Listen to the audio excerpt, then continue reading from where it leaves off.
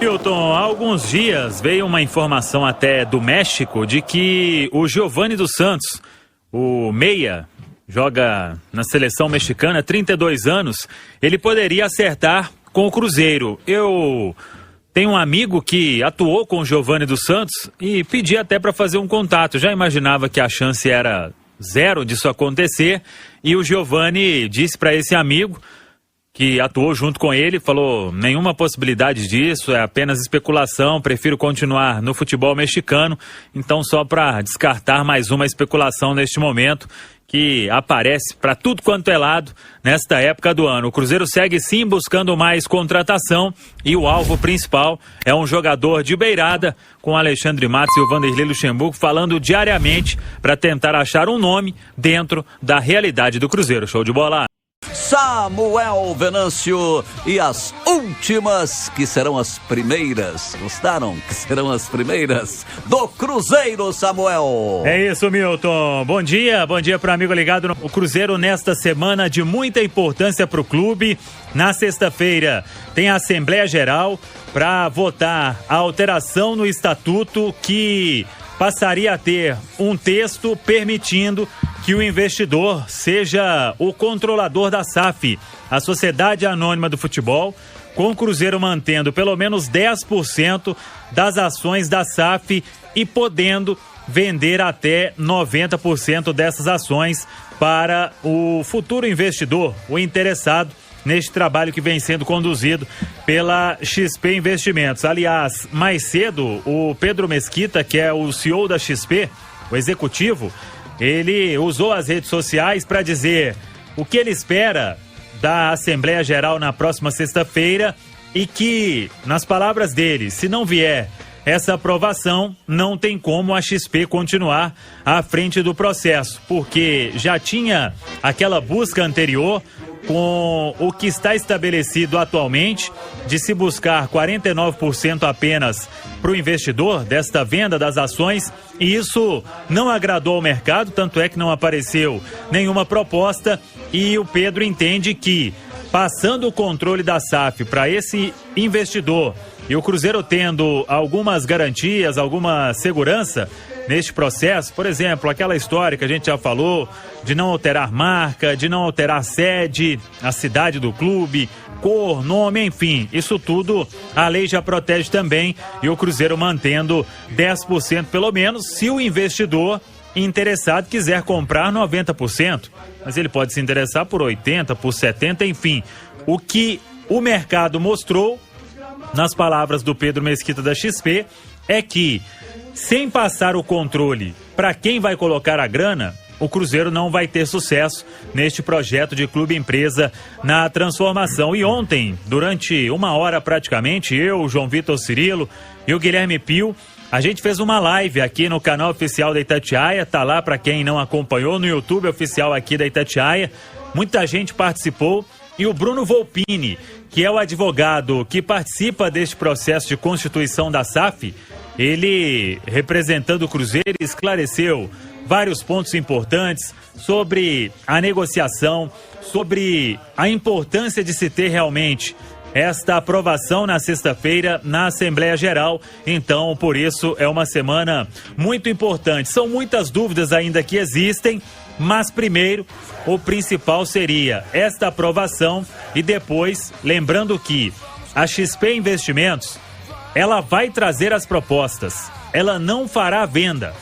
Ela vai apresentar as propostas e um conselho da SAF que foi formado por grandes empresários e, no final, o presidente Sérgio Santos Rodrigues é que vai assinar a venda, se assim transcorrer desta forma.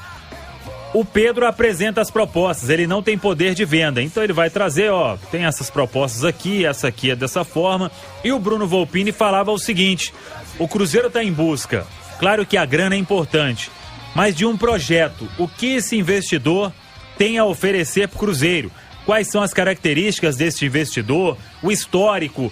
A gente tem até a informação, e na semana passada trouxemos também, eu e o Guilherme Pio, no itatiaia.com.br, o Pedro Mesquita disse 3 características de um investidor que estaria à frente e esperando essa aprovação.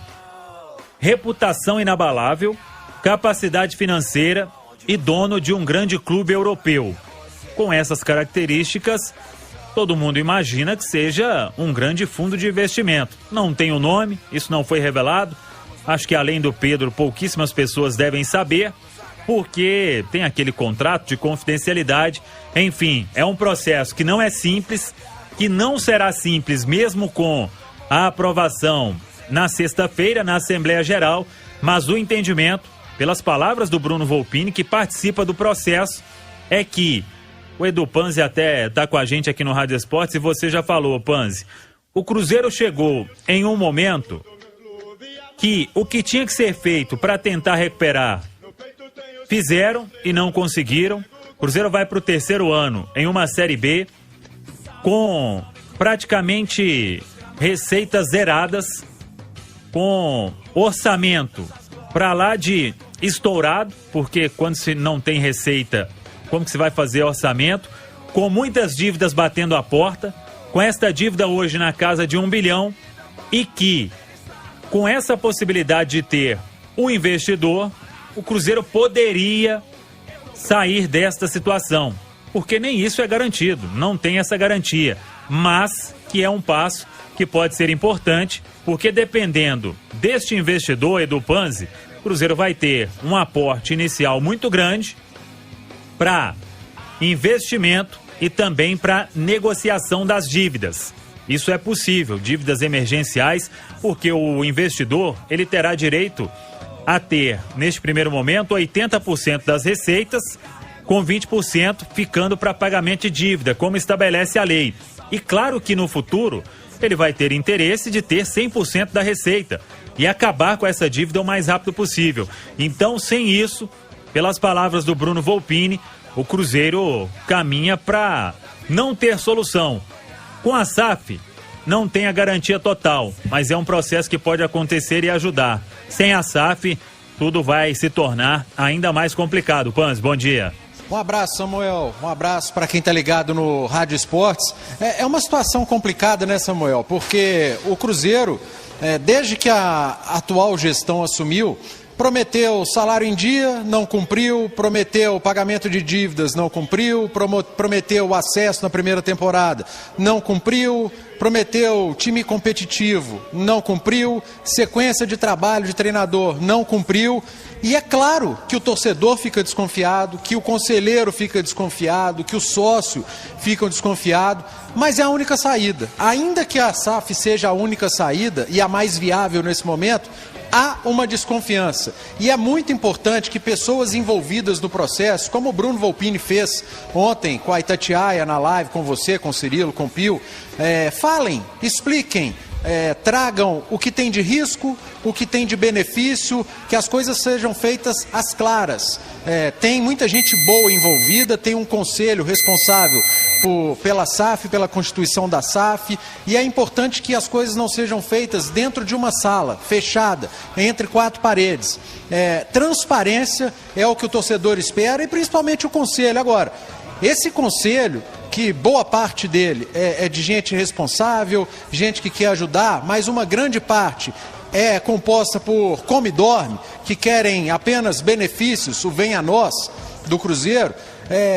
Esse conselho vai ser responsável por mudar, por aprovar esse percentual necessário que a XP Investimentos ela busca, que quem está envolvido na SAF busque, mas ainda assim, ainda que seja parte de um conselho que tenha feito tão mal ao clube, é importante que eles saibam aonde o clube está entrando, com quem o clube vai lidar, quem vai assumir o clube, e por mais que isso seja feito em confidencialidade, eu entendo o lado de quem está desconfiado. Mas, Samuel, é o que a gente vem batendo na tecla. Por mais que seja uma novidade, por mais que o Cruzeiro, o Botafogo, o América sejam clubes que a gente pode até chamar de ratos de laboratório, né? Sejam aqueles que estão iniciando esse processo, não há outra saída. O Cruzeiro já tentou de tudo.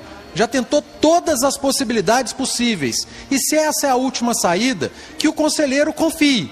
Por mais que essa gestão tenha feito muitas promessas e cumprido poucas, ela não está sozinha. Há gente muito responsável em volta e eu acho que confiar é o que o conselheiro tem que fazer, porque, sinceramente, de todas as vias que o Cruzeiro poderia buscar, eu acho que essa é a última, e se não entrar nessa, Samuel, vai ser muito pior do que a gente está vendo nas últimas 3 temporadas. Pois é, o Alexandre Simões, você já falou isso aqui, tem muita dívida para chegar. Por mais que hoje o Cruzeiro tenha um novo CNPJ, esse novo CNPJ ele só fará sentido a partir do momento em que tiver o aporte de um investidor. Porque se continuar do jeito que está, você não vai ter bloqueio inicialmente. Mas e para honrar tudo que está firmado com esse novo CNPJ e as dívidas que ficam com a associação?